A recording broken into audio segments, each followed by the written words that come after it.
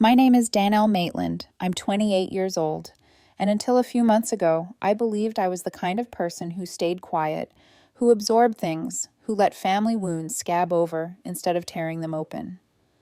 I'd read stories like this before long, twisting accounts of inheritance battles, family betrayal, people revealing who they really are when money enters the room, but I always assumed my life would never become one of them.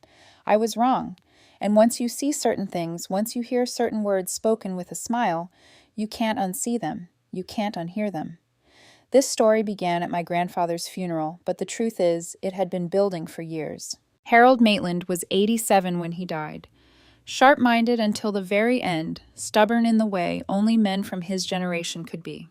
When people say old-fashioned, they usually mean rigid, but with him it meant loyal.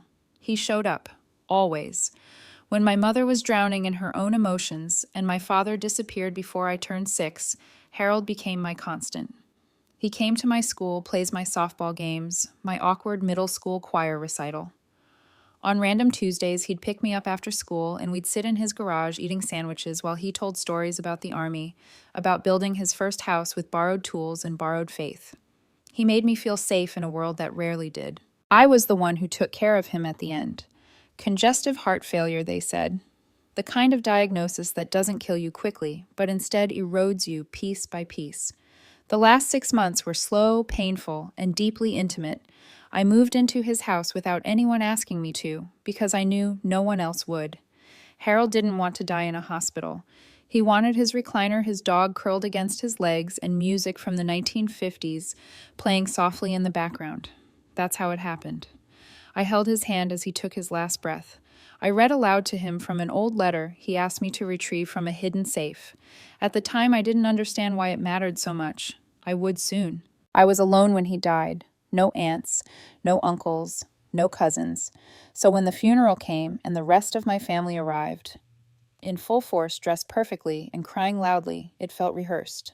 I sat in the back pew and watched my cousin Blake Mercer stride to the front of the church in a designer suit, clearing his throat like he was accepting an award instead of delivering a eulogy.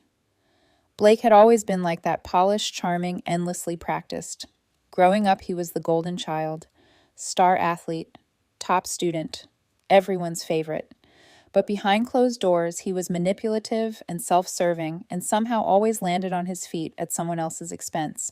As Blake spoke about how close he and Harold had been quoting scripture and smiling for the room, my hands clenched in my lap. Where were you when Harold couldn't climb the stairs anymore? Where were you when I carried him to the bathroom while he cried in frustration? I stayed silent. I always had. Invisible was a role I learned young. After the service at the reception hall, my Uncle Ray, Mercer Blake's father, sidled up next to me while I stood alone with a cup of coffee. I always wondered why Dad kept you around so much, he muttered. Guess I figured it out. You were more of a burden than a blessing. I didn't respond. He smirked and added, At least you saved the rest of us from dealing with the end. Inside my jacket pocket was Harold's final letter, folded carefully, still warm from the weight of my body. I hadn't told anyone about it. Not yet. And standing there staring into my coffee, I finally understood why. That letter wasn't just words, it was a fuse, and sooner or later, it was going to be lit. That night, I returned to Harold's house, my house, now according to his will. Modest, old wallpaper, a yard I'd mowed since I was 12. Beneath the living room rug was the safe Harold had shown me years ago. Inside were 2 envelopes, one addressed simply, to my family. The other had my name written in his shaky hand. I read mine again. I know what you sacrificed. You were my greatest comfort. That was when I cried. And that was when I knew everything was about to change. The house felt different once the funeral weekend ended. Quieter, yes, but not peaceful. It was the kind of quiet that presses against your ears, heavy with unfinished conversations and unspoken intentions. Legally, the house was mine now. Harold had left it to me outright in his will, signed and notarized, more than a year before he ever got sick. It wasn't some grand estate, just a 2-bedroom ranch with creaky floors, faded wallpaper, and a backyard that sloped slightly to the left, but it was filled with real memories. Not the kind people rehearse for speeches, but the kind that live in corners and scratches and worn-out furniture. I told myself that once the dust settled, once the family went back to their lives, I'd finally be able to grieve properly.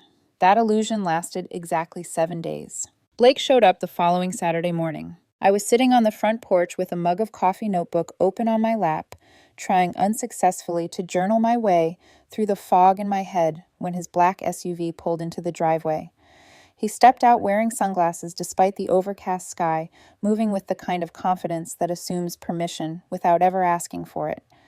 He climbed the porch steps like he'd done it 100 times before, like the place already belonged to him. "Hey, Danelle," he said easily. "Got a minute?" I didn't answer. I just looked at him. He took that as a yes and sat down on the porch swing, letting it creak under his weight. He glanced around, nodding appreciatively. "So, my dad mentioned you're staying here now." "It's in the will," I said calmly. "You've heard." "Yeah," Blake replied, nodding. Kind of surprising, honestly. I always thought Grandpa would leave the house to Uncle Ray. Or Mom. You know, his kids. I stared at him, and I'm what a temporary accessory. He laughed, waving a hand. No, I just mean it's a big responsibility. Property taxes, repairs, upkeep. You sure you're ready for all that? I felt the familiar heat rising in my chest, but I kept my voice steady. I managed his medications, coordinated hospice, paid his bills, and cleaned him up every night for a month when he couldn't make it to the bathroom. I think I can handle the gutters. Blake raised his hands in mock surrender. Okay. Just thought we could talk about options. Maybe making it a shared family place. Sentimental value and all. That was the moment I understood. This wasn't concern. This was positioning. He wanted the house, or at least control over it. I stood up. I'm not selling it. I didn't say anything about selling, he replied quickly, smiling that same rehearsed smile. You didn't have to. His smile tightened. Just think about it. We're family, right? He left a few minutes later, but the air stayed thick long after his car disappeared down the street. That night, for the first time in years, I locked the door. The next morning, my phone rang before I'd even finished brushing my teeth. It was my mother. Her voice was tight, strained. Have you heard what they're saying? She asked. Who? Ray, Blake, everyone. They're saying you manipulated your grandfather, that you isolated him, that you convinced him to change the will. I sat down hard on the edge of the bed. What he updated the will a year ago. Through a lawyer. I didn't even know about it until after he died. I know, she whispered. I know Danelle, but they're angry, and they're spreading it. Over the next 2 weeks, the story mutated into something unrecognizable. Suddenly, I was the selfish granddaughter who took advantage of a dying man. They claimed I kept them from visiting, even though none of them had tried. Blake posted vague, pointed messages online. It's always the quiet ones who smile while they steal. Friends from town started asking awkward questions. People who used to nod politely at the grocery store now watched me with curiosity, suspicion. Then came the day that broke whatever denial I still had left. I'd gone out to buy groceries and returned to find the front door slightly ajar. My stomach dropped. I knew I'd locked it. Inside, nothing looked stolen, but something felt wrong, disturbed. The coffee table had been pushed aside, the rug folded back. The safe beneath it was still closed, but the latch was scratched, gouged, like someone had tried to pry it open. My hand shook as I knelt beside it. The envelopes were still there, both of them, but someone had been inside my home. I called my mother immediately. Did you tell anyone about the safe? There was a pause. I might have mentioned it to your uncle. He asked about your grandfather's documents. I hung up without saying another word, not because I was angry, though I was, but because something finally clicked into place. This wasn't about grief, or even money. This was a campaign. They were trying to erase me, erase what I'd done, rewrite Harold's final chapter to suit themselves. Sitting on the living room floor with the envelope warm in my hands, I felt something shift. A line had been crossed. And whatever fear had kept me silent before was gone now. The first night after the break-in attempt, I didn't sleep at all. I sat on the couch with the lights off the house, wrapped in shadows, the letter resting in my lap like a weight I couldn't set down. Every creak of the old floorboards made my pulse spike. I triple-checked the locks. I pulled the curtains tight. Not because I truly believed Blake or Uncle Ray would come back that night, but because they already had once. And once people cross a line, you start imagining all the other lines they might not hesitate to cross next. By morning, exhaustion had settled into my bones. I brewed coffee I didn't drink and stared out the kitchen window until the sun fully rose. That was when I accepted the truth I'd been avoiding. I couldn't do this alone. Love and loyalty had brought me this far, but they weren't going to protect me now. I needed help, real help. So I did something I should have done weeks earlier. I hired a lawyer. Her name was Naomi Reed. She came recommended by one of Harold's oldest friends, Walter Walt Benson, who ran the bait shop down by the river. Sharp as a tack, Walt had said. Doesn't scare easy. And she hates bullies. That was all I needed to hear. Naomi was in her late 40s with steel gray hair she wore pulled back tight and eyes that missed nothing. She listened without interrupting as I told her everything. The fake Eulogy Ray's comment, the rumors, the social media posts, the attempted break-in. I showed her the will. Then the letter. When I finished, she leaned back in her chair and said flatly, "You're not paranoid. You're under attack." For the first time in weeks, I felt like I could breathe. Naomi filed a police report about the break-in, advised me to install cameras, and helped me get a certified copy of the will from Harold's attorney. Then she asked the question that had been hanging in the air. "Do you want to push back now," she said, "or wait to see what they do next?" I told her the truth. I wanted to fight, but I didn't want to become like them. And if I was honest, I didn't have the energy yet, because beneath the anger and the adrenaline, something else was happening. I was unraveling. Grief doesn't always look like sobbing. Sometimes it looks like silence. I stopped returning texts. Some days I didn't shower. I forgot to eat real meals. Dishes piled up in the sink. The yard went wild. Voicemails stacked up unanswered. I wandered through the house day after day, surrounded by memories that no longer felt warm. Every corner whispered the same message: "You're alone." One afternoon, I found myself standing in front of a framed photo of Harold and me from my high school graduation. He had his arm around my shoulders, both of us smiling like idiots. I remembered how excited he'd been that day, how he'd taken me to a diner afterward, and insisted on buying me blueberry pie, saying he couldn't wait to see what I'd do next. And there I was, wasting away in his house, letting people lie about him, about me. That was the moment I hit bottom. But rock bottom, for all its cruelty, is solid. And standing there with that photo in my hands, something inside me snapped back into place. I grabbed my keys and drove straight to the hardware store.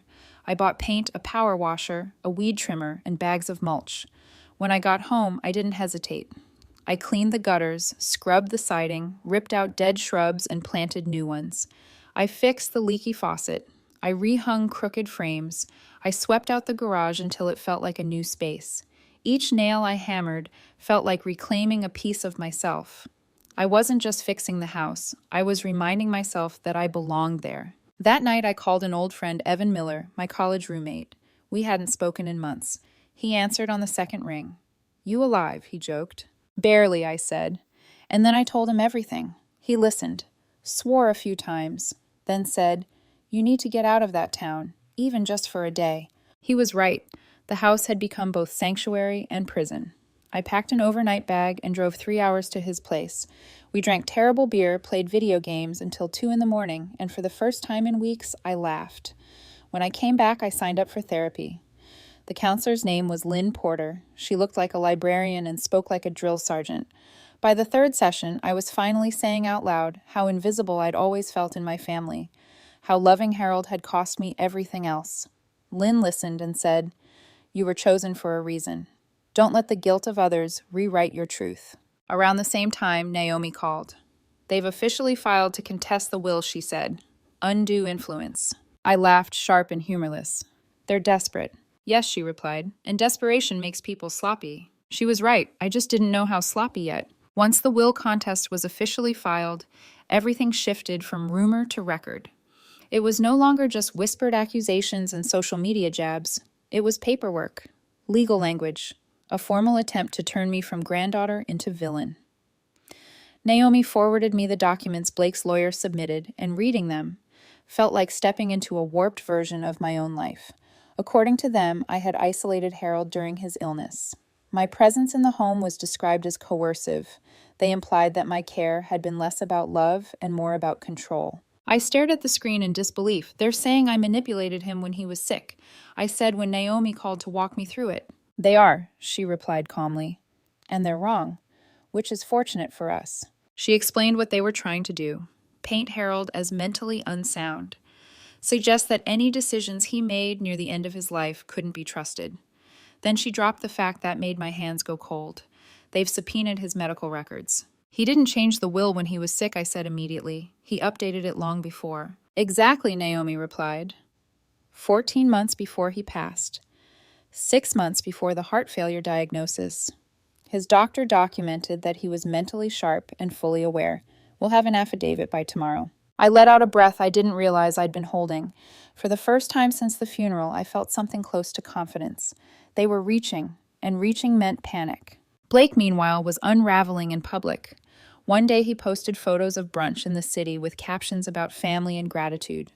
The next, he was sharing vague rants about liars who steal what isn't theirs. His tone shifted from smug to brittle, like someone trying to hold a smile in place while everything behind it collapsed. I stopped responding entirely. Silence, I'd learned, was its own kind of power. Then the email arrived. No subject line, no signature, just one sentence. You think you're so clever, but I'm the one who knows what's in that letter. I stared at the screen, my heart pounding. The letter. I hadn't told anyone about its contents. Not my mother, not Naomi. I'd barely even spoken about it in therapy. So how did he know I replayed every moment since the funeral in my mind, searching for the leak? And then I remembered the jacket. The navy one I had worn to the service. Vintage, slightly too tight in the shoulders. I'd left it draped over the pew during Blake's eulogy because the church was overheated. When I went to retrieve it afterward, it was hanging on the coat rack near the foyer like someone had moved it. At the time, I'd dismissed it. Now the memory snapped into focus. The letter had been in the inner pocket.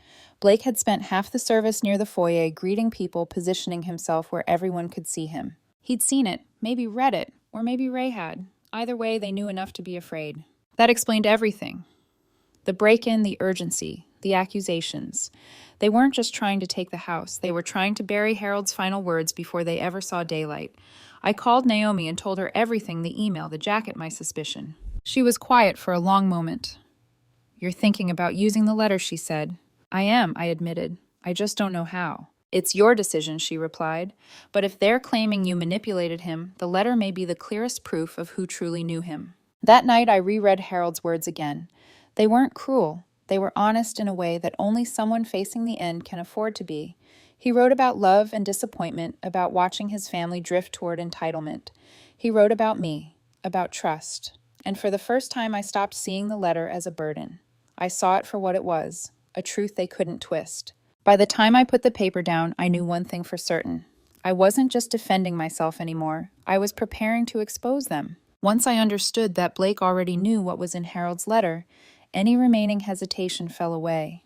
The fear that I might be overreacting, that I was misreading the situation, evaporated. They weren't guessing. They were panicking. And panic makes people careless. All I had to do was watch closely and collect what they dropped. The first person I reached out to wasn't a lawyer or a witness. It was Marissa Mercer, Blake's younger sister. We had never been close growing up. She'd spent most of her life orbiting Blake, quieter, less noticed, always trying not to get in the way.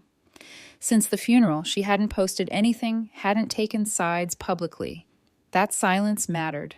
I texted her and asked if she wanted to get coffee. She responded an hour later with a hesitant yes. We met at a small cafe downtown. Marissa showed up in jeans and a hoodie, her shoulders tense, her eyes darting toward the door like she was worried someone might see her there with me. She didn't even take a sip of her drink before speaking. I don't want to be involved, she said quickly. I really don't. I'm not asking you to pick sides, I replied. But you're already in this, whether you want to be or not. She frowned. I leaned forward, lowering my voice. Blake broke into the house. Or your father did. Someone tried to open Harold's safe. Her eyes widened. She didn't argue. She didn't deny it. That silence told me everything. After a long moment, she reached into her purse, pulled out her phone, and slid it across the table. On the screen was a text from Blake. He's not keeping it. I don't care what some letter says. He doesn't deserve it. Grandpa was losing it anyway. I took a screenshot and handed the phone back. You won't have to testify, I said gently. I promise. She nodded, relief and guilt mixing in her expression. That was enough. Next, I drove to see Walt Benson at the bait shop.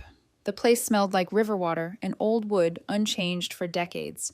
When I asked if he'd be willing to write a statement about Harold's state of mind before the will, he didn't hesitate. I'll do you one better, he said, disappearing into the back room.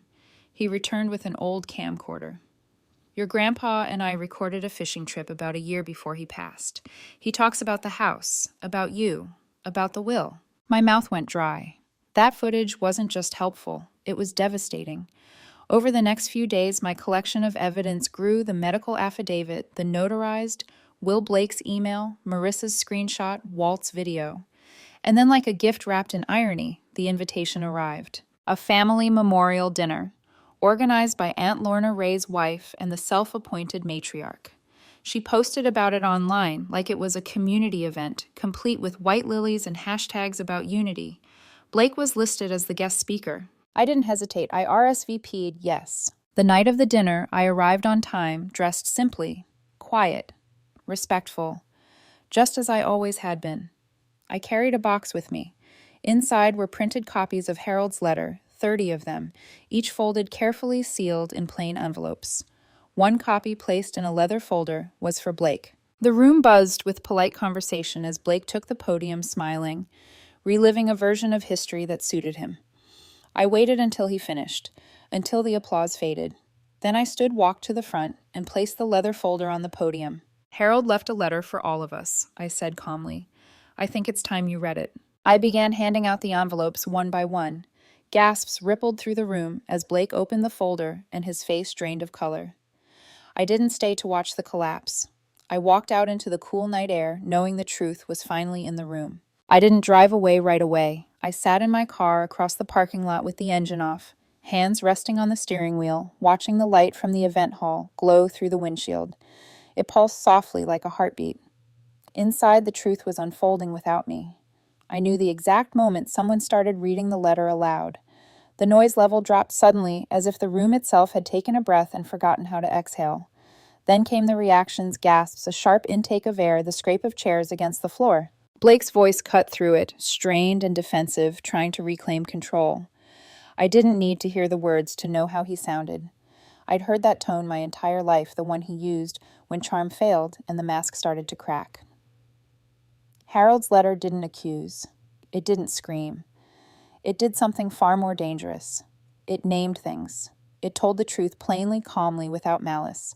He thanked his family for the roles they played in his life, then addressed each of them directly. He praised virtues. He acknowledged failures.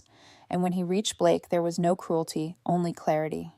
You are gifted, Harold had written, but you use those gifts for vanity, not love. I was not fooled.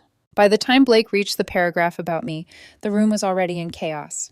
If you are reading this, Harold wrote, it means Danelle kept her promise. She stayed. She did not leave when things became hard. She is not just my granddaughter. She is my legacy. That was the sentence that ended it. Not because it embarrassed them, but because it couldn't be argued with. It was his voice, his choice. I drove home before the night was over. When I woke the next morning, my phone was flooded. Missed calls, voicemails, texts from numbers I hadn't heard from in years. Blake tried twice. Ray tried 9 times. Aunt Lorna left a voicemail so long it cut off mid-sentence. I didn't listen to any of them. The only message I opened was from Marissa. Her voice was quiet, shaking. I just wanted to say, thank you. I think you did the right thing. Later that afternoon, Naomi called. She sounded almost amused. Well, she said that was dramatic. I left, I admitted. You missed quite a show. Ray stormed out, claiming it wasn't legal. Blake tried to laugh it off until half the room pulled out identical copies of the letter. Walt's video is circulating too. Marissa shared it. I closed my eyes, a strange calm settling over me. The truth was no longer mine to defend. It was out there, standing on its own. The fallout didn't arrive all at once. It rippled outward in slow, undeniable waves, the way truth usually does once it's no longer trapped behind closed doors. By noon the next day, Naomi called again. Ray's lawyer just withdrew the contest petition, she said. No explanation, no apology, just silence. Blake's attorney followed not long after filing a formal withdrawal and declining further comment. They didn't fight because they couldn't. Every accusation they'd made now pointed straight back at them, exposed as a preemptive defense against a truth they already knew would ruin them. In a town as small as ours, news doesn't travel. It explodes. People who had once watched me with suspicion started offering condolences again, this time without the hesitation. Then came congratulations. Your grandfather would be proud, they said. Even the priest from the funeral sent me a handwritten note apologizing for allowing Blake to speak that day. Performance, he called it, not remembrance. Naomi scheduled one final mediation meeting, one last chance for them to show up to salvage dignity, if nothing else. They didn't come. Their lawyers did, carrying signed statements withdrawing all claims. That was it. The will stood. The house was mine. And the story they'd tried to write about me collapsed under the weight of their own words. I expected to feel victorious. I didn't. What I felt was relief, the kind that comes when something heavy finally leaves your chest. I spent the next few weeks settling into the house in a new way, not as a caretaker or a defender, but as someone allowed to live there fully. I revived the garden out back, planting roses where weeds had taken over. I cooked meals in Harold's kitchen without feeling watched. I slept through the night. One afternoon, a handwritten letter arrived in my mailbox. It was from Marissa. You were the only one who loved him, without wanting anything back, she wrote. I see that now. I'm sorry it took me so long.